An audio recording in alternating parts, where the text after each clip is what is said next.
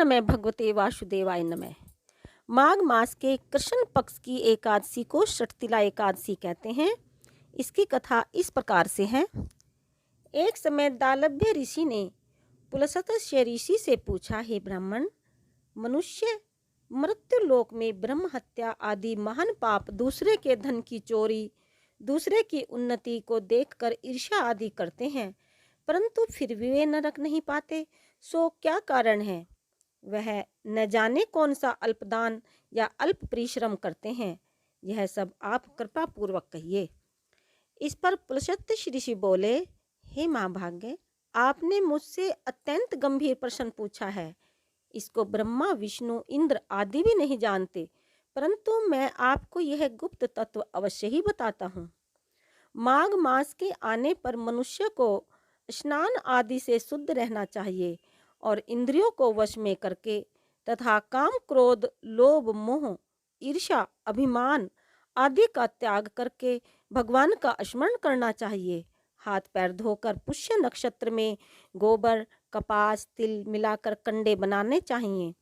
वह इन कंडों से 108 बार हवन करे और यदि इस दिन मूल नक्षत्र और द्वादशी हो तो नियम से रहें। स्नान आदि नित्य क्रिया से शुद्ध होकर भगवान की पूजा कीर्तन करना चाहिए। एकादशी के दिन व्रत और रात्रि का जागरण तथा हवन करना चाहिए। दूसरे दिन धूप दीप नैवेद्य से भगवान की पूजा करके खिचड़ी का भोग लगाना चाहिए। इस दिन कृष्ण भगवान का पूजन करें। पेठा, नारियल, सीताफल या सुपारी सहित अर्घ्य देना चाहिए और फिर स्तुति करनी चाहिए। हे भगवान, आप ऐशरणों को शरण देने वाले हैं। आप संसार में डूबे हुए का उद्धार कीजिए।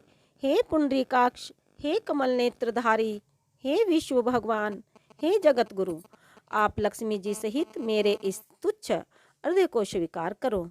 इसके पश्चात ब्राह्मणों को जल भरा कुंभ प्रदान करें और ब्राह्मणों को श्यामा गायें और तिल का पात्र भी देना अच्छा है।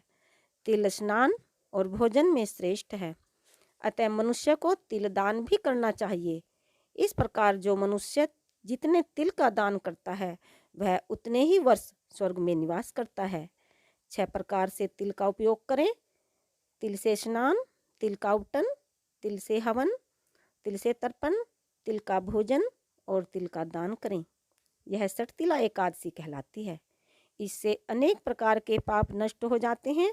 नारद ऋषि बोले, हे भगवान, आपको नमस्कार है। इस षटतिला एकादशी का क्या पुण्य है और क्या कथा है, सो कहिए। तो श्री भगवान बोले, हे नारद, मैं तुमसे आंखों देखी सत्य घटना कहता हूँ। प्राचीन काल में मृत्यु लोक की सत्य घटना कहता हूँ। प्राचीन काल में मृत्यु लोक में एक ब्राह्मणी थी। वह सदैव व्रत क्या करती।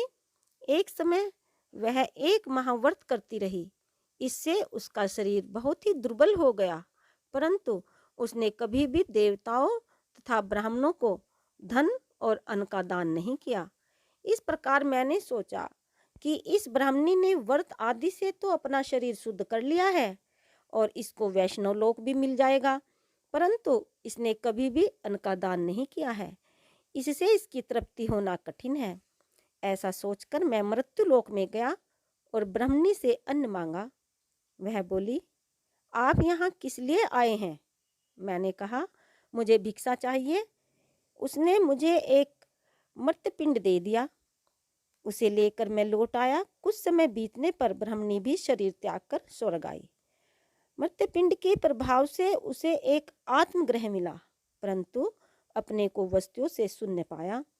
वह मेरे पास आई और बोली, भगवान, मैंने अनेकों व्रत आदि से आपकी पूजा की है, परंतु फिर भी मेरा घर वस्तुओं से शून्य है। मैंने कहा, तुम अपने घर जाओ और देव स्त्रियां तुम्हें देखने आएंगी। जब तुम उनसे षटतिला एकादशी का पुण्य और विधि सुन लो तभी द्वार खोलना।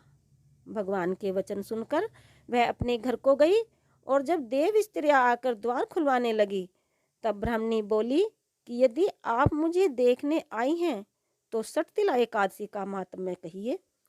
उनमें से एक देव स्त्री बोली, सुनो, मैं कहती हूँ। जब उसने षटतिला एकादशी का महात्म्य सुना दिया तब उसने द्वार खोला। देव स्त्रियों ने उसको सब स्त्रियों से अलग पाया। ब्रह्मणी ने भी देव स्त्रियों के कहे अनुसार षटतिला का व्रत किया और इसके प्रभाव से उसका ग्रह धन धान्य से भरपूर हो गया। अतः मनुष्य को षटतिला एकादशी का व्रत करना चाहिए।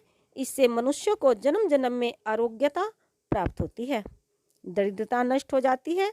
इस व्रत से मनुष्य के सभी पाप नष्ट हो जाते हैं। 2021 में यह व्रत 7 फरवरी का है। जय श्री कृष्णा। धन्यवाद।